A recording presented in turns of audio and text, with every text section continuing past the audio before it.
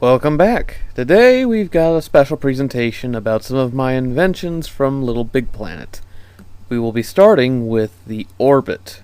Now this is a special device that can track a player or any kind of magnetic trigger. Start off with a square of peach floaty material.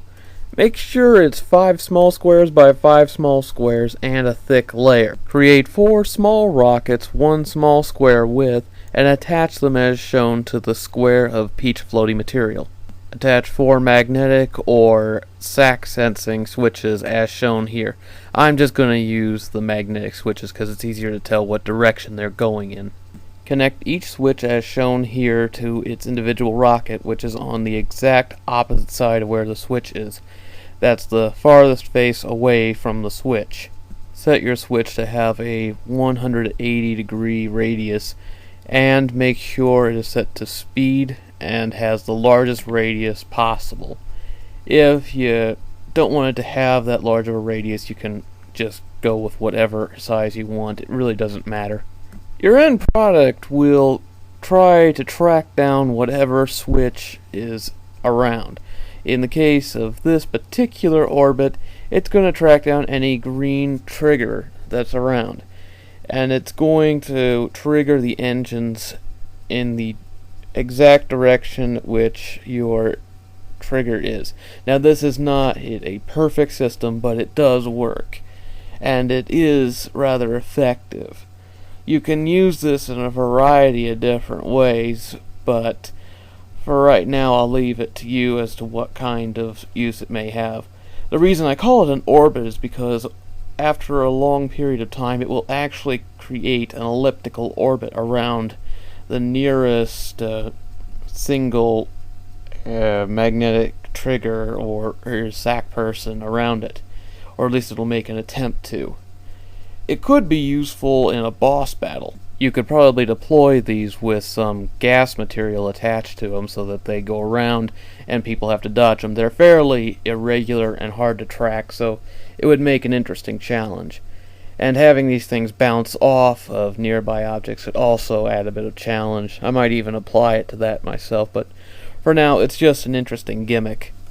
You can use it in a 2-person battle like Kill Your Friend, and have it as like an obstacle they gotta go around. Something that could be deployed from like a gun or something. I don't know.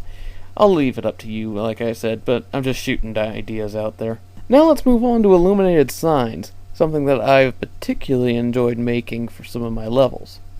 Start with a solid shape of any kind of material that you want, just so long as you color it the way you want so that it doesn't contrast with the colors you're going to be using to light it up later. Cut out a message in this material so that it can be illuminated from the back side.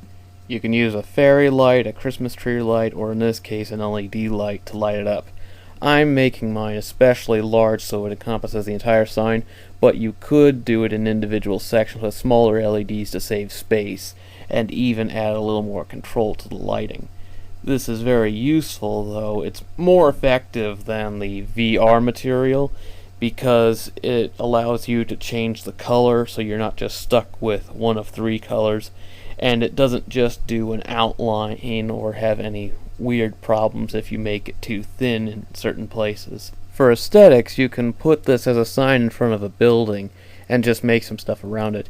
You can make it the same layer or maybe a thinner layer. It really is up to you.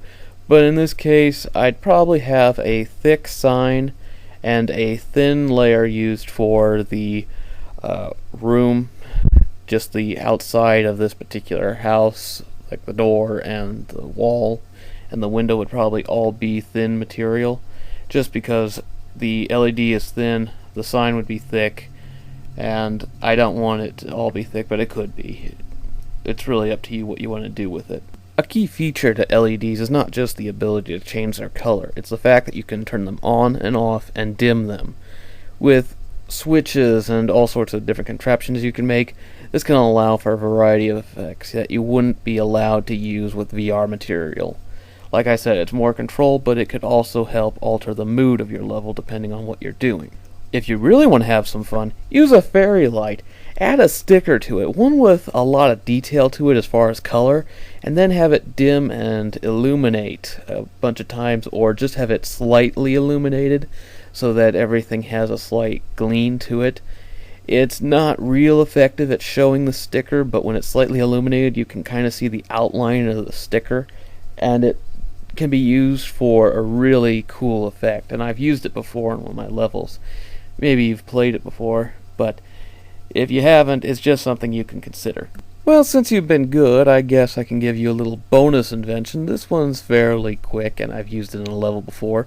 It would be crystals. Start with a hexagon or a pentagon shape made out of glass. Stretch out one side of either shape as shown here. Then just color it in as you want.